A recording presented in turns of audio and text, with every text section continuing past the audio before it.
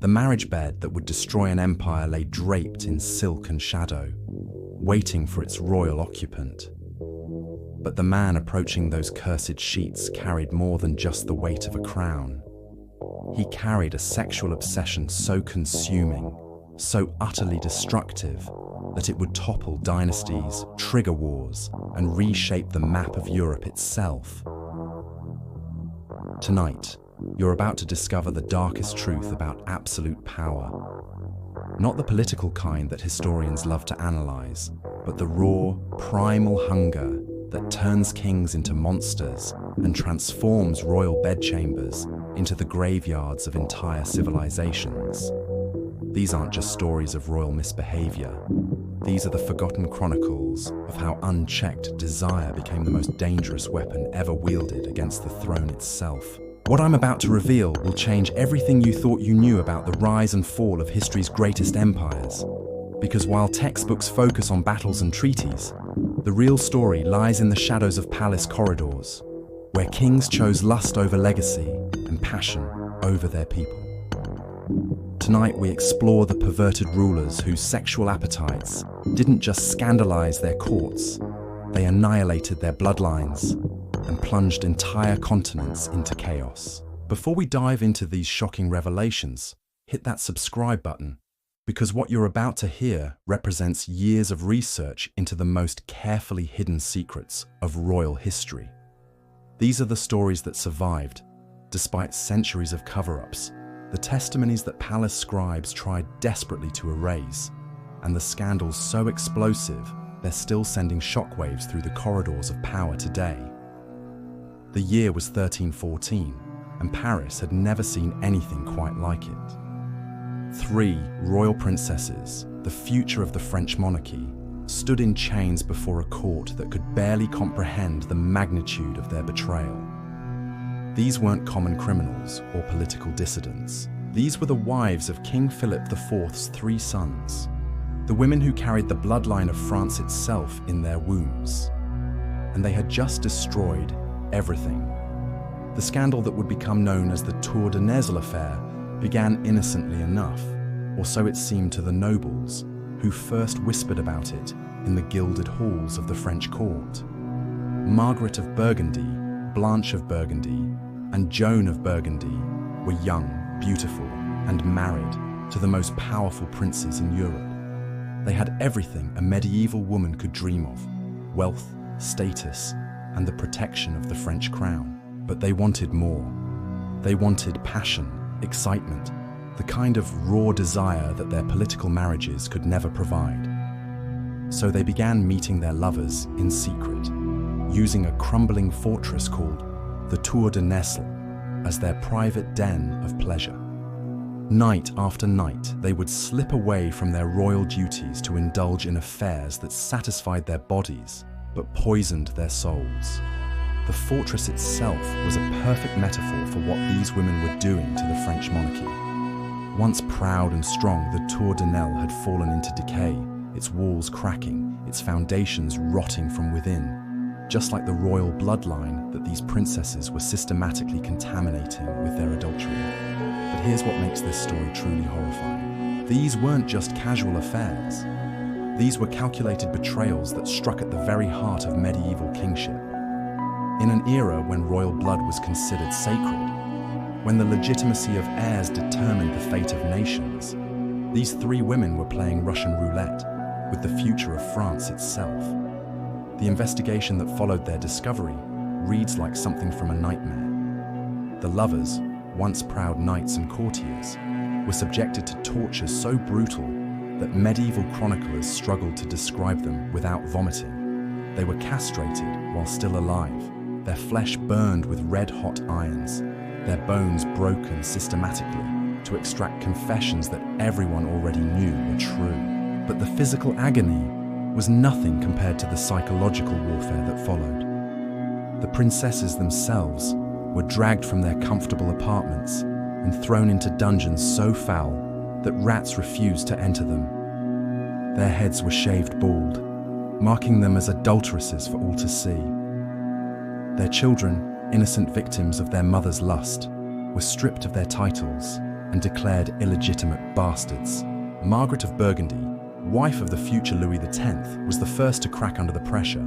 She confessed to everything, naming names, describing encounters in graphic detail that shocked even the hardened investigators. Her confession was like watching a dam burst.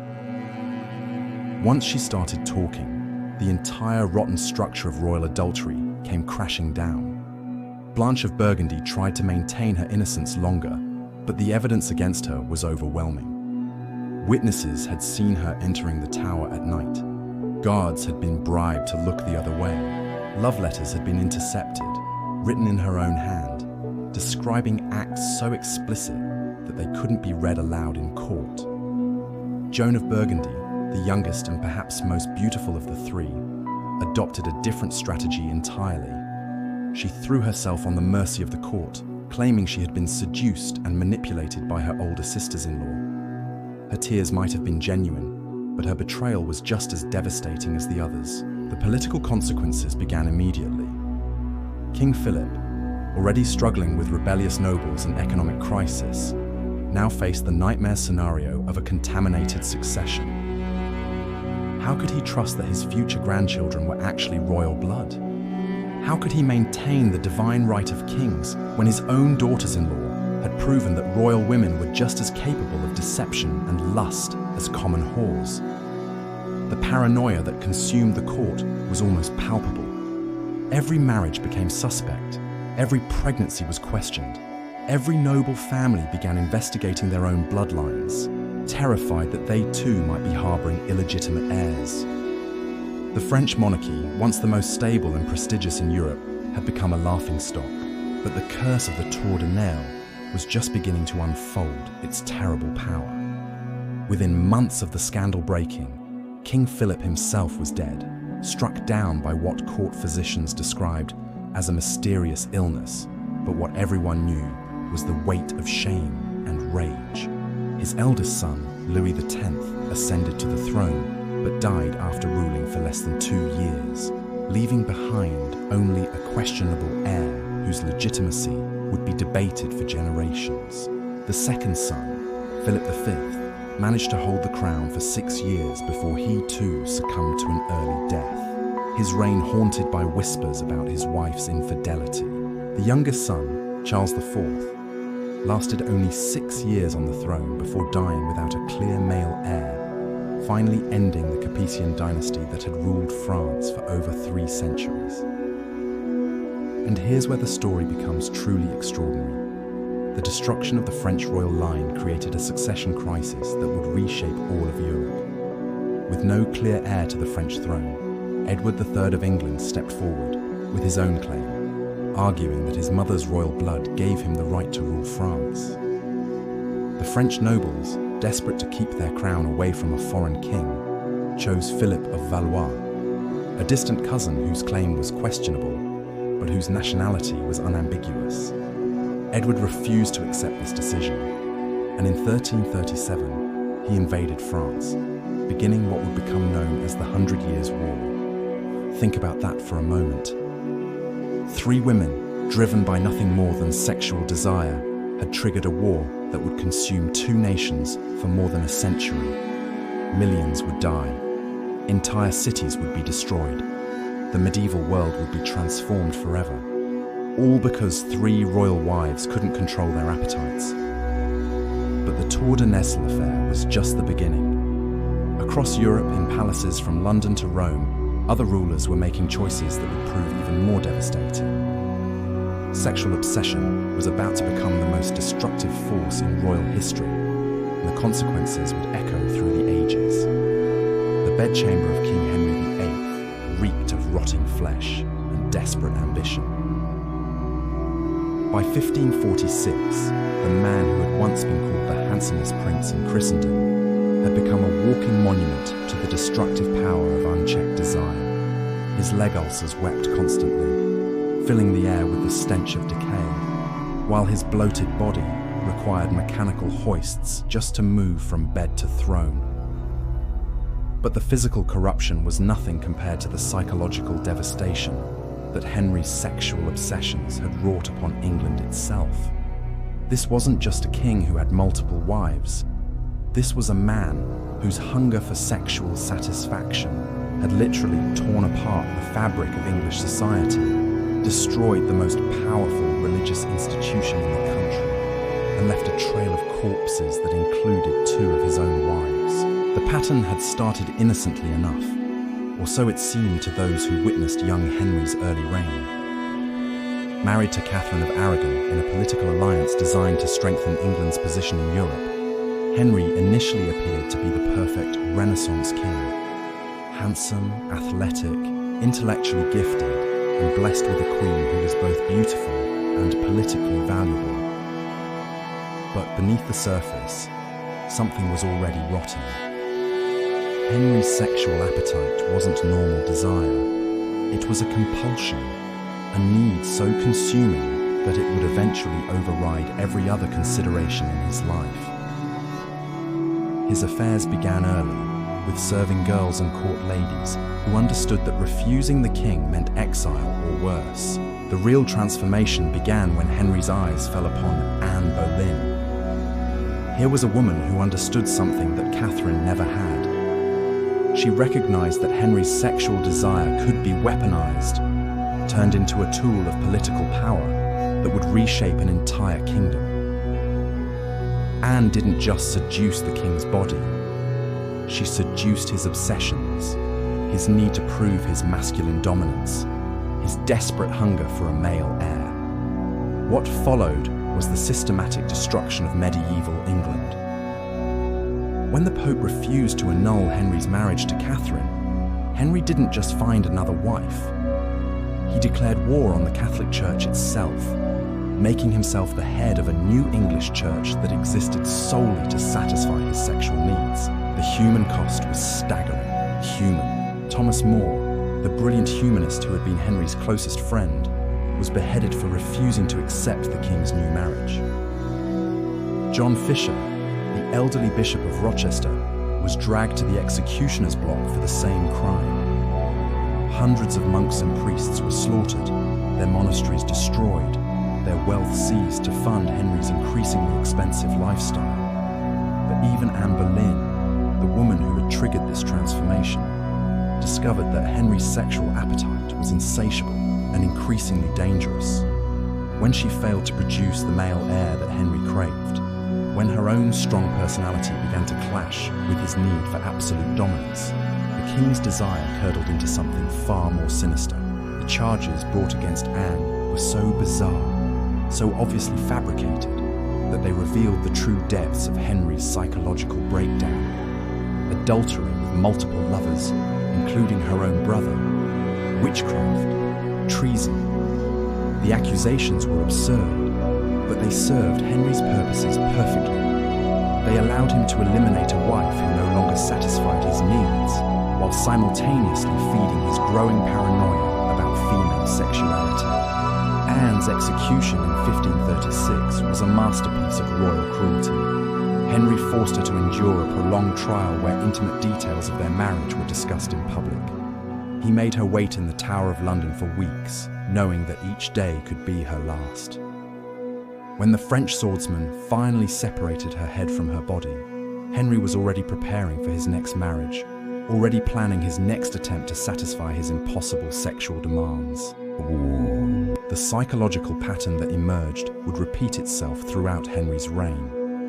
Each new wife represented not just a political alliance or a chance for heirs, but a fresh opportunity to feed his sexual compulsions.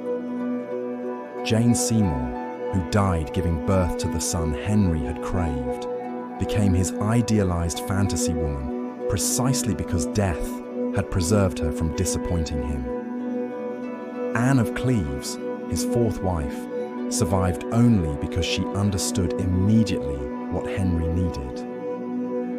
When he declared their marriage invalid after seeing her in person, she agreed with such enthusiasm that Henry rewarded her with wealth and status rather than execution. She had learned the most important lesson of Henry's court. The king's sexual satisfaction mattered more than truth, justice, or human dignity. But it was Catherine Howard, Henry's fifth wife, who revealed the true horror of what Henry had become. A teenager when she married the bloated, diseased king, Catherine was everything that Henry's corrupted appetites demanded.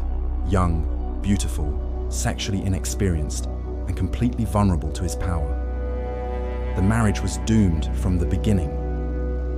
Henry's physical condition made normal intimacy impossible, while his psychological state made genuine affection equally unlikely. Catherine, trapped in a marriage that was more like imprisonment, began seeking comfort with younger men who could provide what her royal husband could not.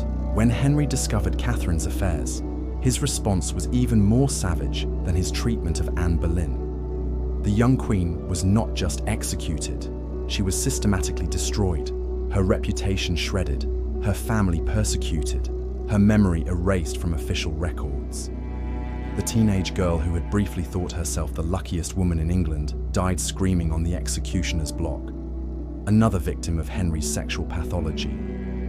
By the time Henry married his sixth and final wife, Catherine Parr, the transformation was complete. The handsome prince had become a monster, a walking corpse whose sexual appetites had consumed everything in their path.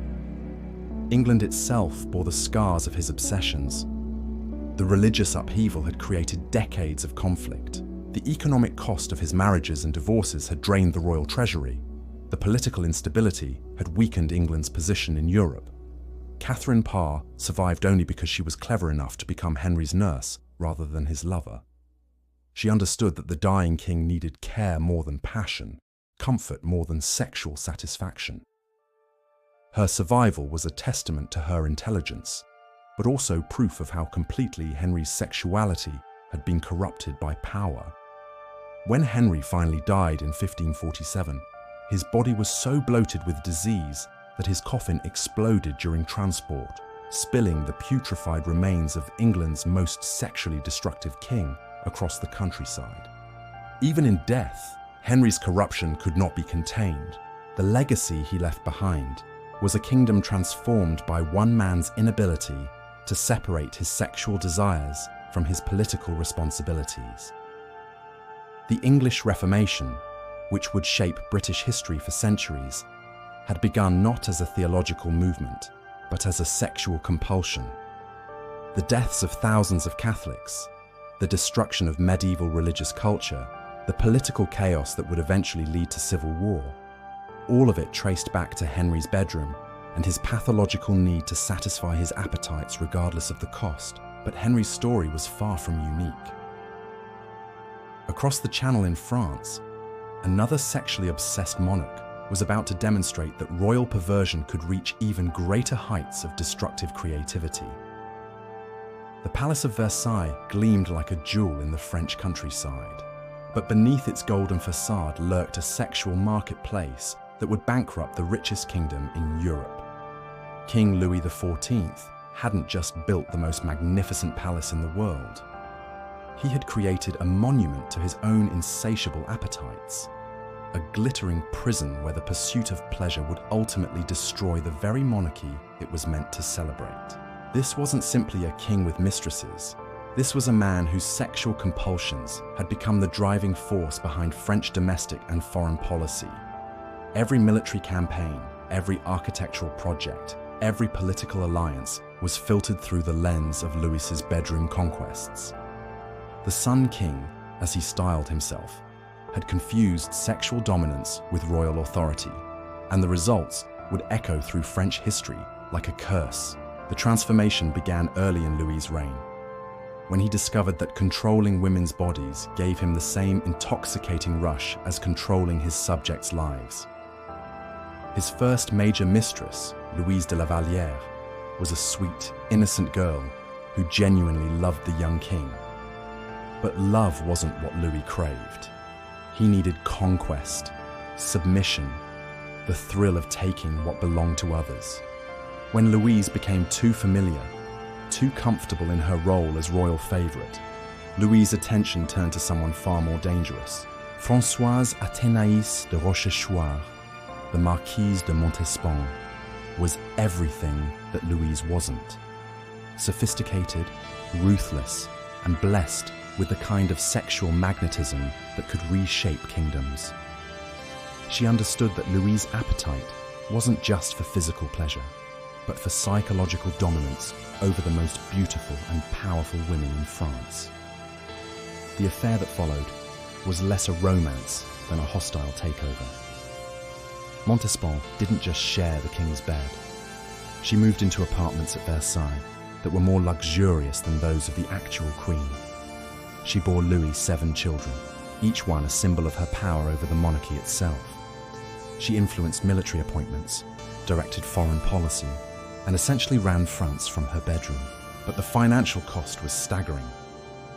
Louis spent more on Montespan's comfort than some European kingdoms spent on their entire military budgets. The palace at Clagny, built specifically for her pleasure, cost more than entire cities.